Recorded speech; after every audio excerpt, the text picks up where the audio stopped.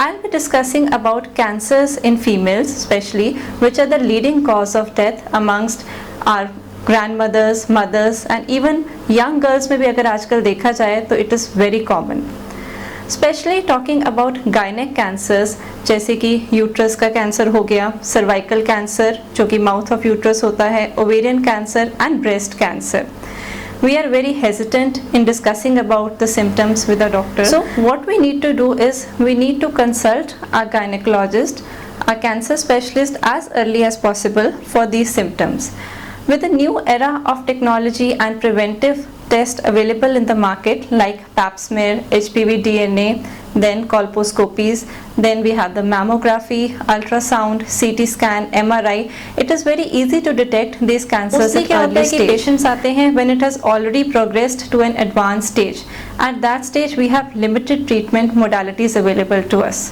So once we diagnose it at an early stage, we have variety of options available for the treatment, जिसके अंदर surgery आती है, then we have chemotherapy and radiotherapy and various other treatments which will be decided by your cancer specialist. So one should not ignore अगर breast में कोई lump है या हमारे पास कोई unusual vaginal bleeding है या discharge है या heavy bleeding है. कैंसर को प्रिवेंट करने का सबसे अच्छा तरीका है कि हम जल्द से जल्द एक रेगुलर चेकअप कराते रहें अपनी बॉडी का, जिससे कि वो जल्दी पकड़ में आ जाए. कैंसर हमेशा तभी हम नोटिस करेंगे जब वो आगे बहुत लेट स्टेज पर पहुंच चुका होगा. उसके लिए कुछ इजी से टेस्ट हैं जो हम अपनी डेली मर्रा की ज़िंदगी में अपने डॉक्टर के पास जाकर करवा सकते हैं, अपार्ट फ्रॉम जो हमारा रेगुलर हेल्थ चेकअप होता है.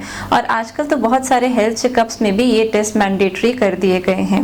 जैसे कि पैप स्मेयर की बात करें, पैप स्मेयर क्या है कि इसके अंदर हम सर्विक्स जो बच्चेदानी का मुंह होता है उससे कुछ सेल्स लेकर हम स्लाइड पर डालकर लैब में भेज देते हैं एग्जामिनेशन के लिए. हर महिला को ये टेस्ट हर 3 साल के गैप पर ये टेस्ट कराते रहना चाहिए.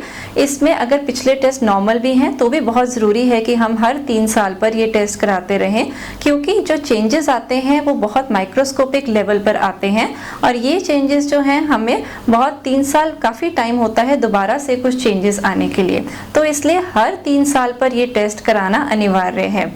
दूसरी चीज़ इसके साथ जो सर्वाइकल कैंसर होता है वो एक वायरस से होता है जिसको हम कहते हैं ह्यूमन पैपिलोमा वायरस यानी कि HPV वायरस. इस वायरस का जो DNA कंटेंट होता है उसको जानने के लिए हम एक टेस्ट करते हैं जिसे हम कहते हैं HPV DNA टेस्ट. ये हर महिला जो विवाहित है 5 साल पर ये पैप स्मेयर के साथ अगर ये टेस्ट हम किया जाए तो आपको हर 5 साल में ये दोनों टेस्ट कराने की दोबारा ज़रूरत पड़ती है. यानी कि अगर हम सिर्फ पैप स्मेयर कराएं तो हर 3 साल पर, और अगर पैप स्मेयर और HPV DNA टेस्ट हम दोनों कराएं तो ये 5 साल पर है. अगर आपके पैप स्मेयर में कुछ एबनॉर्मेलिटी आती है तो इसका मतलब ये नहीं है कि आपको कैंसर है. पैप स्मेयर में एबनॉर्मेलिटी बहुत सारे कारणों से हो सकती है और मोस्टली इसमें फॉलोअप की ज़रूरत होती है. तो ये टेस्ट आपको अपने डॉक्टर से जाकर डिस्कस करना होता है. और अगर मान लीजिए कि इसके अंदर कुछ प्री कैंसरस चेंजेस, जैसे मान लीजिए एक नॉर्मल है एक कैंसर है, उसके बीच में बहुत बड़ा जोन होता है जिसको हम प्री कैंसरस कहते हैं.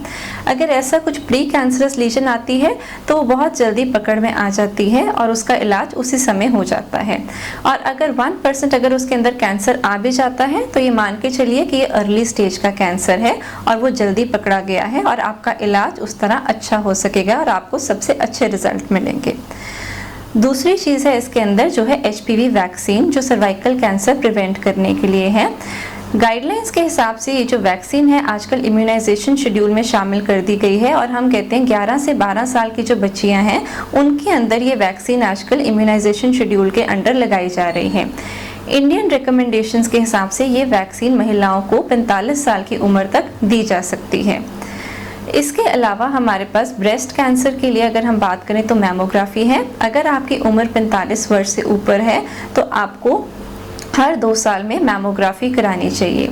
अगर आपके परिवार में किसी को भी यूट्राइन, ब्रेस्ट, ओवेरियन या सर्वाइकल कैंसर है तो तुरंत अपने गायनेकोलॉजिस्ट से, कैंसर स्पेशलिस्ट से संपर्क करें और उनसे इस बारे में डिस्कस करें, क्योंकि इनके लिए जो हमारे पास स्पेशल टेस्ट होते हैं अलग से इनके लिए जांच की जाती है और स्क्रीनिंग इंटरवल इनके लिए सेम नहीं होता है.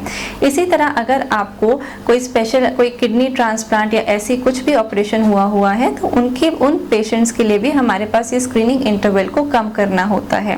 तो इसके लिए आप अपने डॉक्टर से तुरंत मिलें। डेली रूटीन में क्या कर सकते हैं, हेल्दी न्यूट्रिशन, अच्छी डाइट, वर्कआउट्स, कम से कम एक हफ्ते में अगर हम मान के चलें तो एटलीस्ट 5 डेज के लिए 20 मिनट्स ऑफ वर्कआउट करें।